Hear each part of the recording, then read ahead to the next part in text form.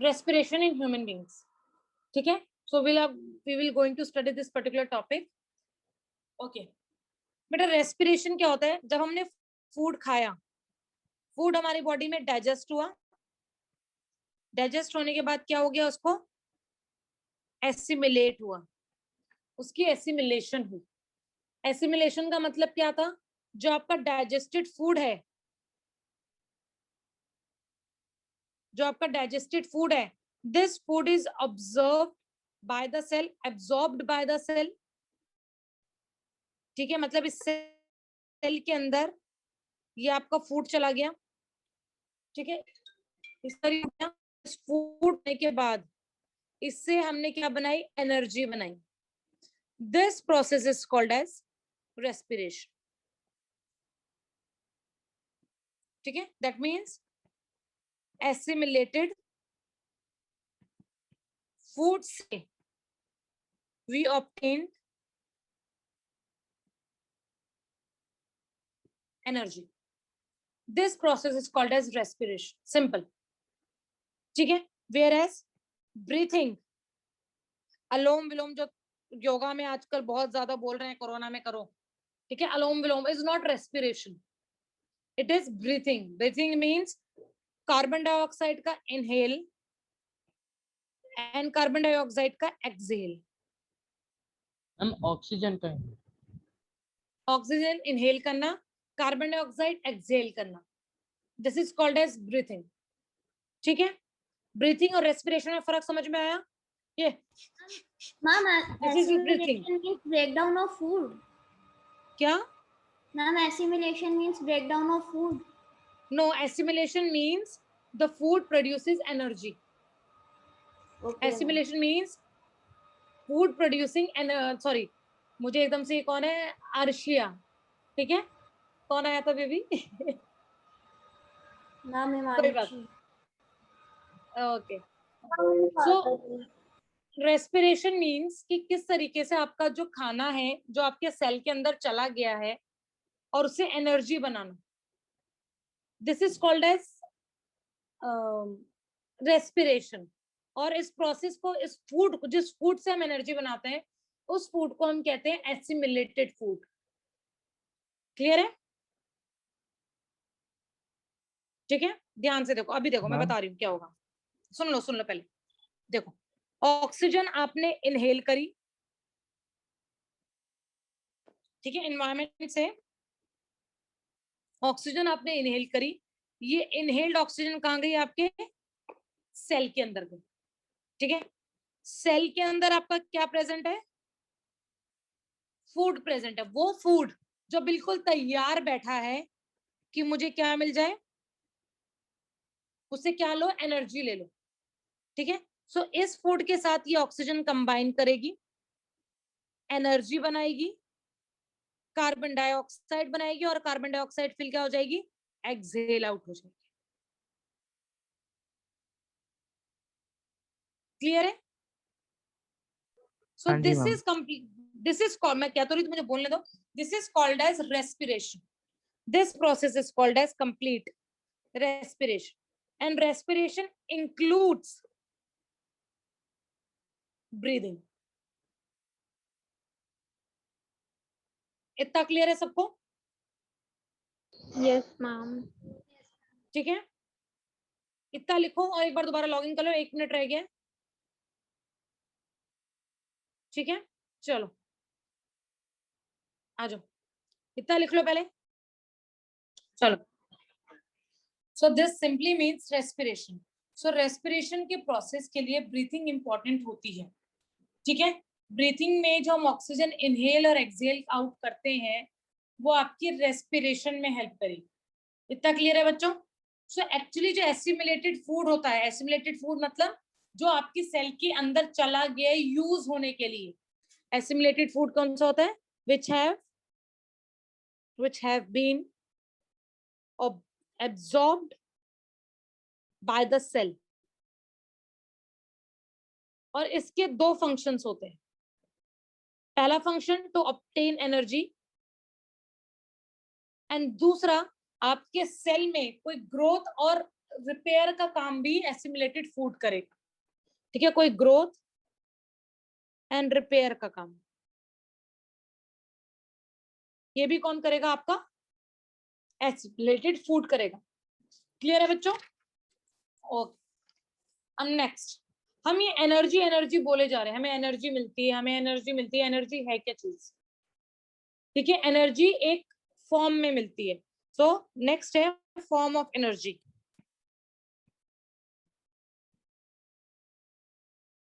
ठीक है, एनर्जी जिस फॉर्म में आपको मिलती है this is as ATP, adenosine triphosphate. Adenosine triphosphate ये आपका एनर्जी मॉलिक्यूल है।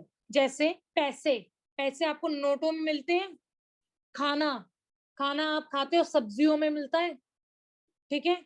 इसी तरीके से एनर्जी की जो फॉर्म होती है, जिस फॉर्म में एनर्जी आपकी बॉडी में बन रही है, उसको कहते हैं हम एटीपी, एडिनोसिन ट्राइफॉस्फेट।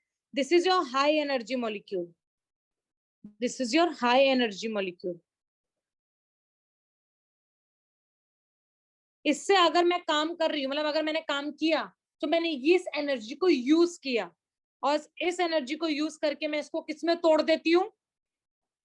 एडीपी में, एडिनोसिन डाइफॉस्फेट, एडिनोसिन डाइफॉस्फेट में। क्लियर है बच्चा? ठीक है, यहां से एक देखो ट्राइफॉस्फेट, 3 फॉस्फेट ग्रुप हैं, 2 फॉस्फेट ग्रुप हैं, यहां से एक फॉस्फेट ग्रुप निकल जाता है, फॉस्फेट कह लो और फॉस्फोरस ग्रुप कह लो, फॉस्फेट ही लिखो बेटर है, फॉस्फेट ग्रुप निकल जाता है। And this ADP it is called as low energy molecule.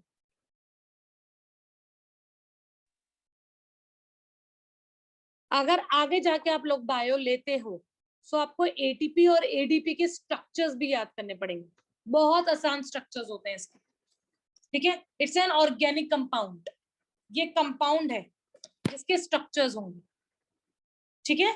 जैसे आप नॉर्मली CO2 लिखते हो, CO2 इज अ कंपाउंड, ऐसे ही ADP, adenosine triphosphate is a compound, ठीक है। एडीपी जब आपकी बॉडी में होगा तो आपको लो एनर्जी लगेगी, जब एटीपी होगा तो हाई एनर्जी होगा। क्लियर है बच्चों? हम एक बार वापस बता दो, आपने क्या बताया, मैं डिस्कनेक्ट हो गया था। रिकॉर्डिंग हो रही है क्लास, हाँ बोलो। इसमें कंपाउंड कौन सा है, एटीपी या एडीपी? दोनों हैं, high energy is ATP, low energy is ADP, दोनों आपके कंपाउंड्स मिलेंगे, ठीक है। एक सिंपल फॉस्फेट ग्रुप हट जाता है, सिंपल सी बात है। अगर मैं एडीपी में एक फॉस्फेट, इनऑर्गेनिक फॉस्फेट ऐड कर दूं तो मेरा एटीपी बन जाएगा। This is your low energy and this is your high energy. Clear है बच्चा? तो इस फॉर्म में आपको एनर्जी मिलती है, और ये एनर्जी कहाँ बनती है आपके सेल में? दिस एनर्जी इज फॉर्म्ड, बताओ एनर्जी कहाँ बनती है, कौन से ऑर्गेनली में एनर्जी बनती है? Mitochondria. This energy is formed in mitochondria. Mitochondria को हम क्या बोलते हैं? Power house of the cell. Power house of the cell. ठीक है, ये तो power house of the cell में आपका एटीपी की जनरेशन होती है। क्लियर है? कोई डाउट इस केस में? मैम हाँ बोलो। अब एक बार मैम जरा हमें रेस्पिरेशन की डेफिनेशन बता सकते हो मैम? बेटा रेस्पिरेशन की प्रॉपर डेफिनेशन चाहिए, आ जाओ। Respiration is a process of releasing energy from food. Respiration is the process, it is a process of releasing energy from food. Clear है? हाँ जी मैम। और अगर चलो। मैम हमारे बोर्ड के अंदर मैम अगर एक सेकेंड, मैम पहले जो बोल रहा, जो लड़का बोल रहा था वो बोलो। हाँ जी मैम। मैम अगर हमारे बोर्ड के अंदर मैम आता है कि state the difference between respiration and breathing, तो तब फिर तो मैम हम लोग इन दोनों के डेफिनेशन लिख के आ जाएंगे तो हमें पूरे मार्क्स मिल जाएंगे। हाँ बस यही है, इसमें कुछ और बेसिक डिफरेंस नहीं है। रेस्पिरेशन में एनर्जी बनती है, ब्रीथिंग में एनर्जी नहीं बनती। रेस्पिरेशन में आपका एसिमिलेटेड फूड यूज होता है, ब्रीथिंग में जस्ट आपका inhalation and exhalation. Respiration takes place inside the cells, और जो ब्रीथिंग होती है वो आपका पूरा रेस्पिरेटरी ट्रैक है जिसके थ्रू होती है। क्लियर है? Okay ma'am. और मैम ब्रीदिंग की मैम नॉर्मल यही डेफिनेशन है ना कि breathing is intake of oxygen release by the plants and exhale of carbon dioxide release by our cells. Perfect, बिल्कुल ठीक है। Okay ma'am. ठीक है, ओके। हाँ जी। हम एक बार और एसिमिलेशन की क्या डेफिनेशन होगी? बेटा assimilated is a food which is absorbed by your cells in order to obtain energy। ये हमने डाइजेशन में पढ़ चुके हैं कि 5 प्रोसेस होते हैं: ingestion, digestion, assimilation, absorption and egestion. So assimilation वहां आता है।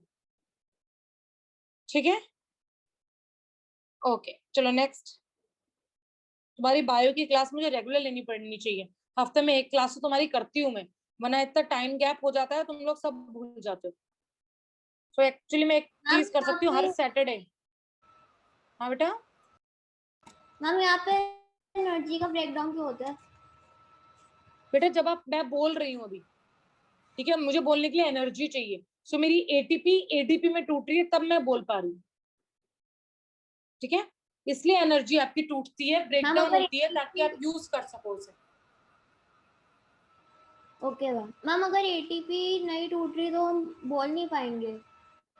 बेटा आप एटीपी नहीं टूट रही ऐसा होगा नहीं, एटीपी अल्टीमेटली इसका एक ऑर्गेनिक फॉस्फेट निकल जाता है।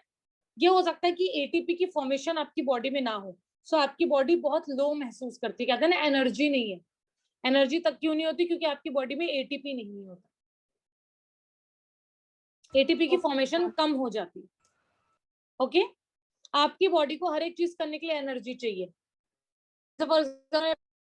रही हूँ, मुझे इसकी भी एनर्जी चाहिए, ये पेन घुमाने के लिए भी मेरी बॉडी में एटीपी होगा, वह एडीपी में टूट रहा होगा। ठीक है,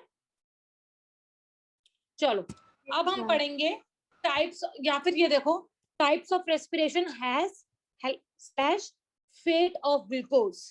वेरी इंपॉर्टेंट सीबीएसई का फालतू क्वेश्चन। ठीक है, टाइप्स ऑफ रेस्पिरेशन और फेट ऑफ ग्लूकोज। ठीक है, अब keep your pen down, I am already recording the lecture. आज की डेट में आपको ये लेक्चर्स मिल जाएंगे। ठीक है, तो प्लीज इसको समझो पहले। अब अल्टीमेटली क्या हो रहा है, आपके सेल के अंदर आपका फूड गया है। फूड किस फॉर्म में गया होगा? सिंपलेस्ट फॉर्म कौन सी है? ग्लूकोज। ग्लूकोज के अंदर, ग्लूकोज की फॉर्म में आपका फूड आपके सेल के अंदर चला गया। अब इस फूड से मुझे एनर्जी निकालनी है। ठीक है, इस एनर्जी को निकालने के लिए मेरे पास डिफरेंट मेथड्स हैं। ठीक है, तो सबसे पहला मेथड है मेरे पास एरोबिक रेस्पिरेशन।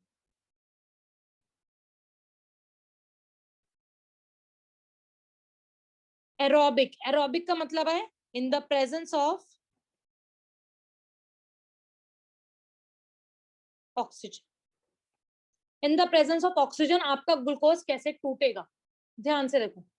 सबसे पहले ग्लूकोज सेल के अंदर है, ठीक है, तो सबसे पहले ये कन्वर्ट होगा पायरुवेट में। सुनते जाओ, ठीक है, ग्लूकोज पायरुवेट में कन्वर्ट होगा। कहाँ कन्वर्ट होगा? साइटोप्लाज्म में, सेल के साइटोप्लाज्म में कन्वर्ट हो जाएगा। The breakdown of glucose into pyruvate, this is called as glycolysis. Glyco means glycogen, sorry, glyco means glucose, ठीक है, और लिसिस का मतलब होता है ब्रेकडाउन। सो ग्लूकोज का ब्रेकडाउन हो रहा है पायरुवेट में। कैसे? Glucose is 6 carbon compound. Glucose क्या है आपका? 6 कार्बन कंपाउंड है, और पायरुवेट क्या है आपका?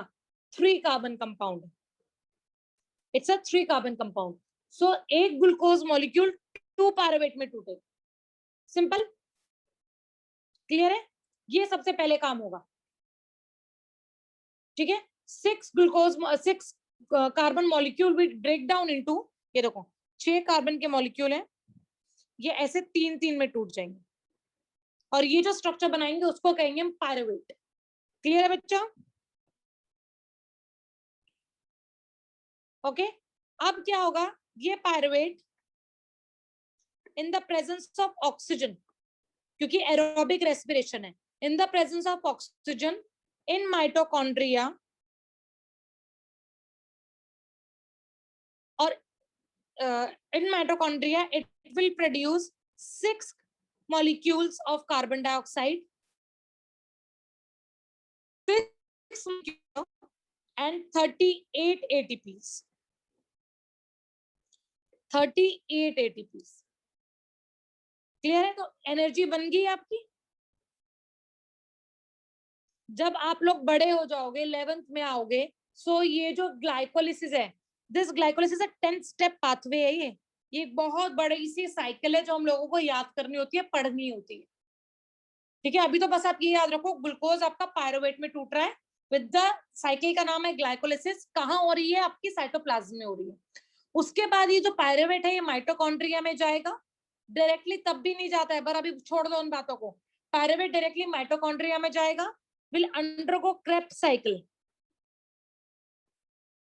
क्रेब्स साइकिल करेगा और क्रेब्स साइकिल के से क्या बनाएगा? 6 molecules of CO2, 6 molecules of H2O and 38 molecules of ATP। Clear है बच्चा? So this is called as aerobic respiration।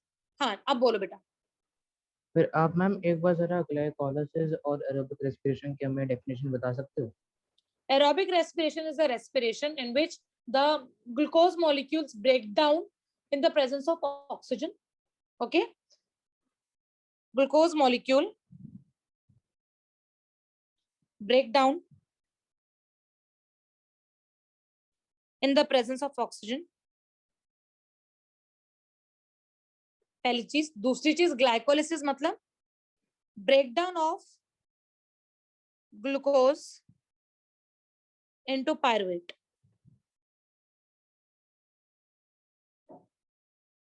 This is called as glycolysis. Glycolysis को तोड़ो, देखो ग्लाइकोलिसिस, ग्लाइको मतलब ग्लूकोज, ग्लूकोज का ब्रेकडाउन, टूट रहा है। लिसिस जब भी आ जाए इसका मतलब होता है ब्रेकडाउन। क्लियर है बच्चों? Okay ma'am. Yes ma'am.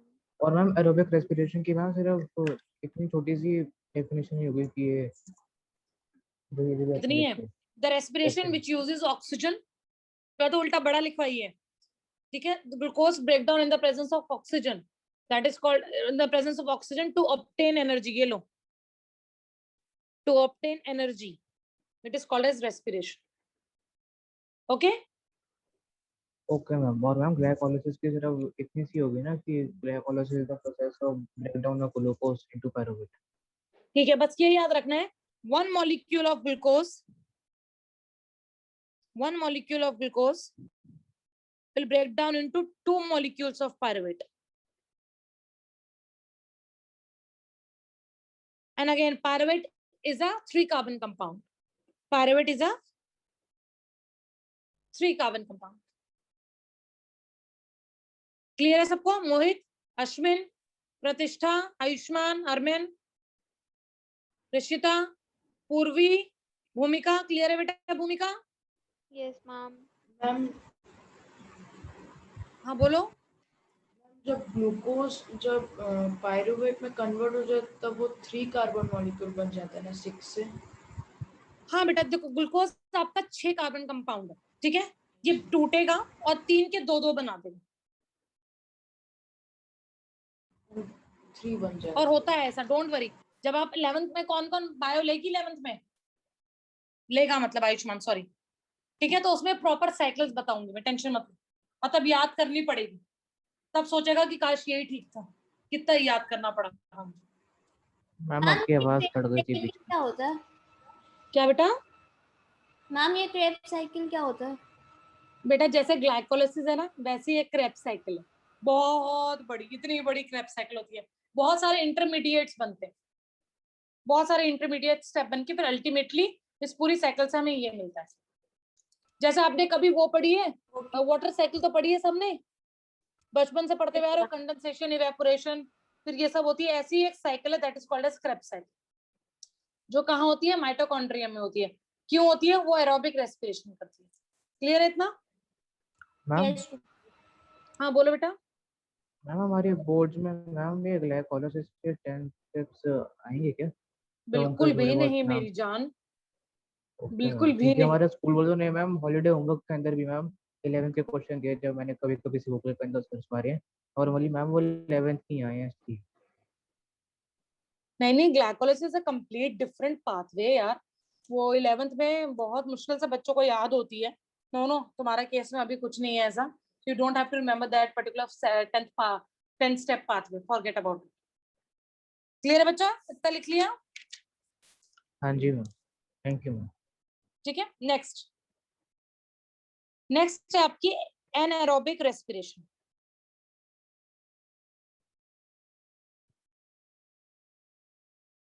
Anaerobic respiration means the breakdown of glucose in the absence of oxygen for obtaining energy. Simple. The breakdown of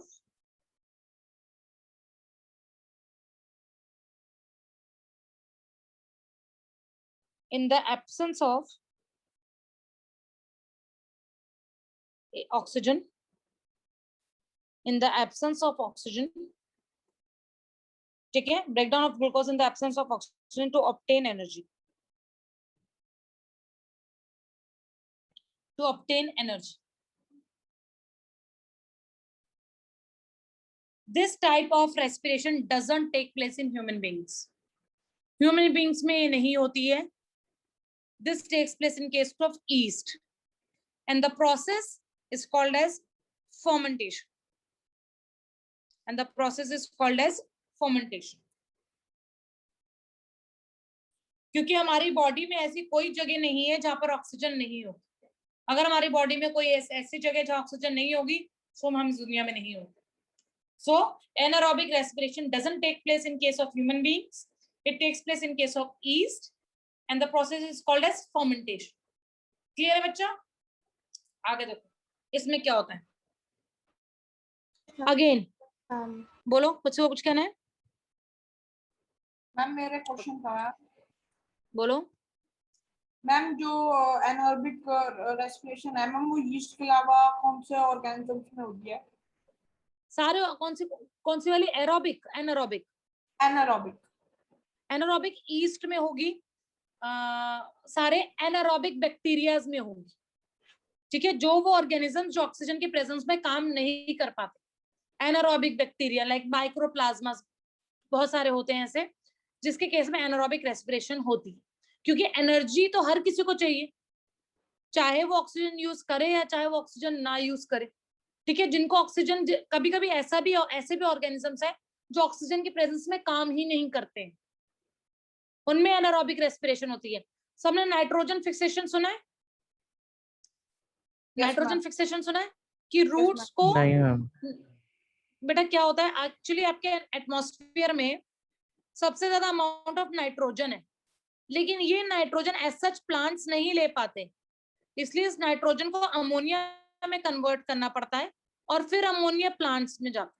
this conversion of nitrogen into ammonia so that the plants can uptake them, this is called as nitrogen fixation.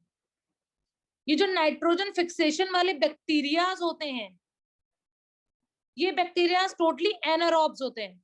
अगर इनको oxygen मिल गई तो ये वहीं मर जाते हैं, फिर काम नहीं करेंगे और प्लांट बचेगा नहीं।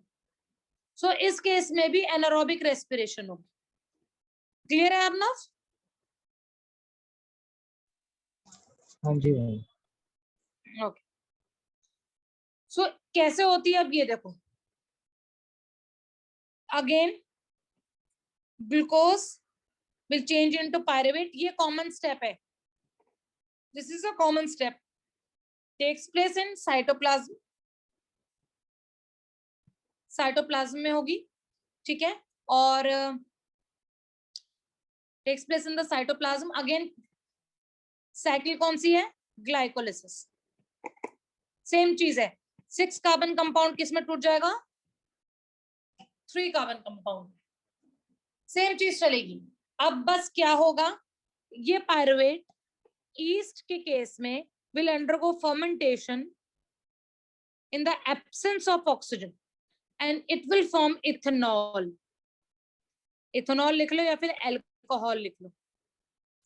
इथेनॉल और alcohol plus 2 molecules of carbon dioxide and 2 molecules of ATP। देखो ATP की कितनी कम अमाउंट है, ऊपर 38 ATPs बन रहे हैं, यहाँ पर 2 ATPs बनेंगे। ये जनरली जो साइकिल होती है ये आपकी कहाँ होती है, अल्कोहल मेकिंग इंडस्ट्रीज में, जहां पे अल्कोहल इंडस्ट्रीज होती है वहां ये काम करते हैं। बस चैम्बर लेंगे, उस चैम्बर में हम ग्लूकोज या ग्रेप्स डाल देते हैं, ठीक है, और अल्टीमेटली आपको उसमें ईस्ट डाल दोगे तो आपको अल्कोहल मिल जाए। क्लियर है बाबू? ठीक है, हाँ जी मैम। सबको क्लियर है, कोई दिक्कत तो नहीं? No ma'am.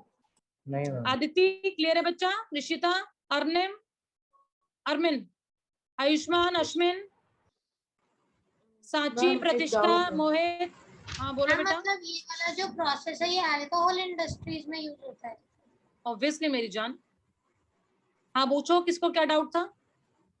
एक क्वेश्चन है, what is the difference between aerobic and anaerobic respiration?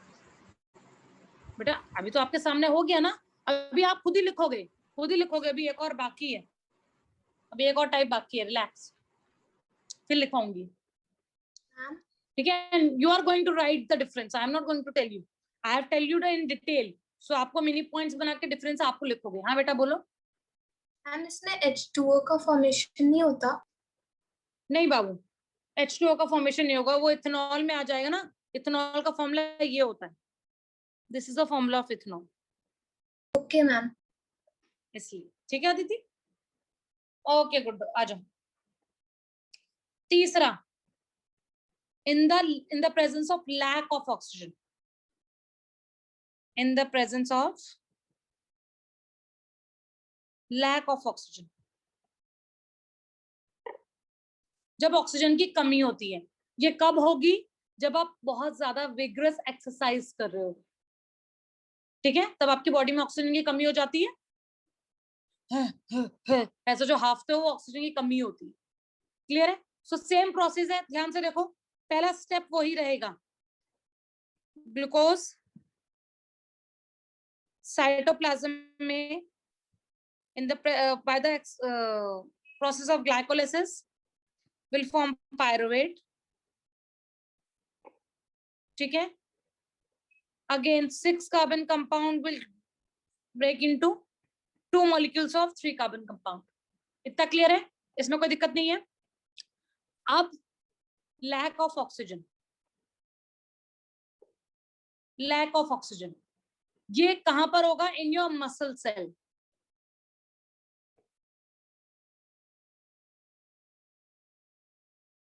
ये कहाँ होता है, आपके मसल सेल्स में होता है, ठीक है। अब क्या बनेगा, यहां पर बनेगा आपका lactic acid and again 2 molecules of ATP। ये जो लैक्टिक एसिड बना है ना, यही लैक्टिक एसिड आपकी बॉडी में, कहते हैं ना कि बहुत दिनों बाद एक्सरसाइज करी है तो हाथ दुख रहे हैं, पांव दिख रहे हैं, ये दुख रहा है, वो दिख रहा है, ठीक है, वो क्यों होता है, क्योंकि आपके मसल सेल्स में ऑक्सीजन की कमी होगी, और वहां पर उन्होंने क्या किया, आपका जो फैट था, अल्टीमेटली जो ग्लूकोज था उसको तोड़ा है, एनर्जी बनाई है, और लैक्टिक एसिड की फॉर्मेशन हुई है, और यही लैक्टिक एसिड आपके क्रैम्प्स करते हैं, जो हॉट वाटर बाथ से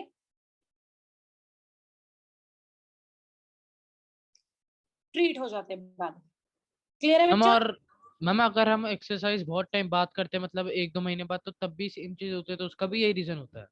सेम चीज, हर बार सेम चीज होगी आपके मसल सेल्स में, जब भी आप एक्सरसाइज करोगे ये चीज होनी ही होनी। क्लियर है बच्चों सबको? एक बार क्रैम्प्स रिपीट कर दो। बेटा लैक्टिक एसिड जब भी एक्यूमुलेट होगा आपके मसल सेल्स में, लैक्टिक एसिड जब भी आपके मसल सेल्स में एक्यूमुलेट होता है, सो वो एक्यूमुलेट करके वहां क्रैम्प्स बना लेता है, कभी दर्द होती है पैरों में, कभी कुछ होती है भागने के बाद ना एकदम से, मुझे तो बहुत हुआ करती थी, ठीक है, अब करती हूँ तो ज्यादा एकदम से लगता है, तो वो क्रैम्प्स पैदा करता है, और उन क्रैम्प्स को ठीक करने के लिए हम क्या करते हैं, हॉट वाटर बाथ लेते हैं।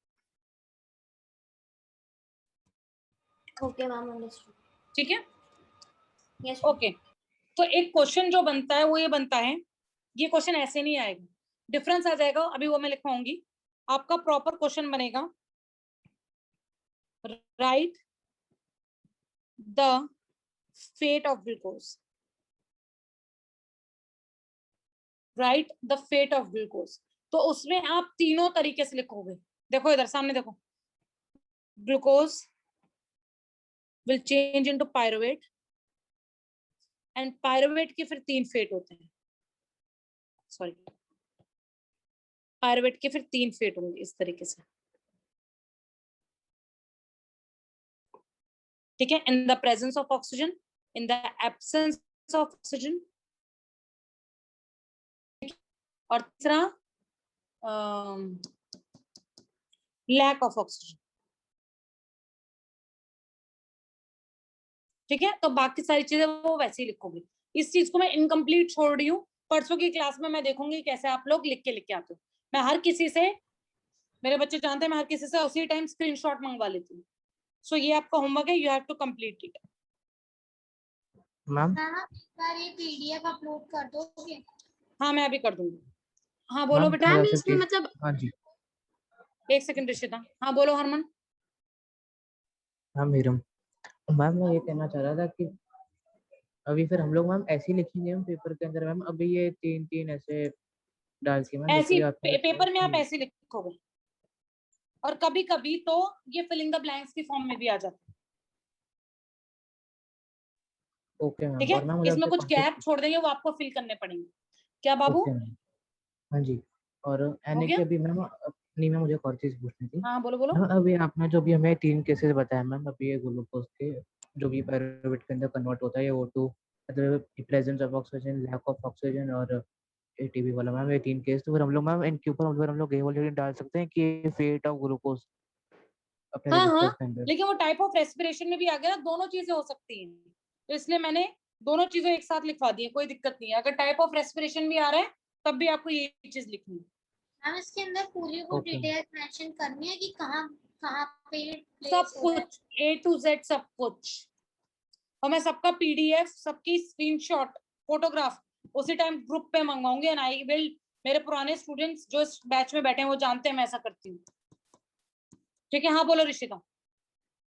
मैम मैं कहती इसको आगे ऐसे ही फिल करना है जैसे आपने किया था पूरी इक्वेशन जैसे हाँ बनाई मेरी थी। जान, ओके ठीक है।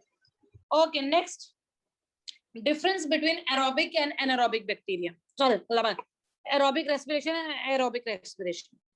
Aerobic, मैम एक बारी होमवर्क रिपीट कर दो। ये ऊपर वाला कंप्लीट करना है मेरी जान, ठीक है बच्चा। एरोबिक एंड एनारोबिक, ठीक है। Okay, I am giving you 2 minute guys, खुद सोच के लिखो, उसके बाद मैं डिस्कस करूंगी, जल्दी।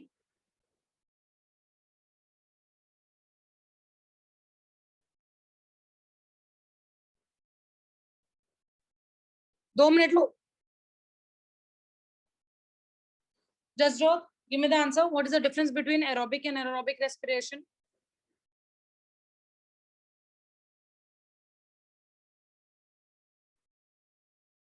सबको मेरी आवाज आ रही है? Yes ma'am. यस मैम आ रही है। जसजोत,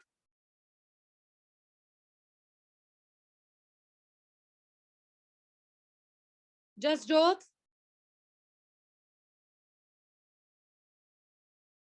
अभी हरप्रीत मैम को फोन करके इसके घर फोन करवाती हूँ।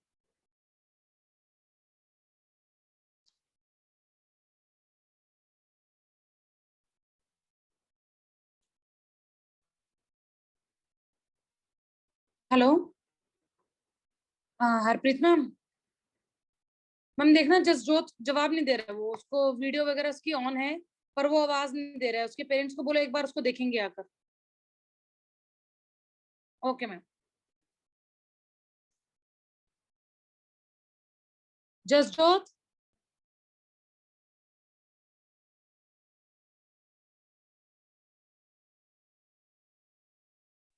यस बेटा आई थिंक मैं आपको काफी देर से आवाज दे रही हूँ।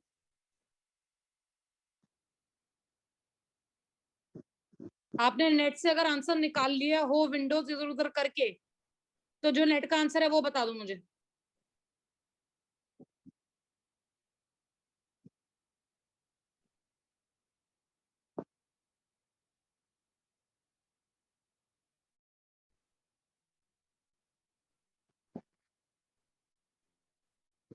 सबको मेरी आवाज आ रही है ना, मैं क्या बोल रही हूँ? Yes ma'am. हमारी तो प्लीज अगली बार जब सर आएंगे ना, तो जरा जबरदस्ती से कंप्लेंट कर लेना, क्योंकि तुम मोहित आप आंसर दो बेटा। Yes, ma'am. Ma'am, aerobic take place in the presence of oxygen. Very और good. In the anaerobic- presence of oxygen. Ma'am, in anaerobic, absence of oxygen. Perfect. Next.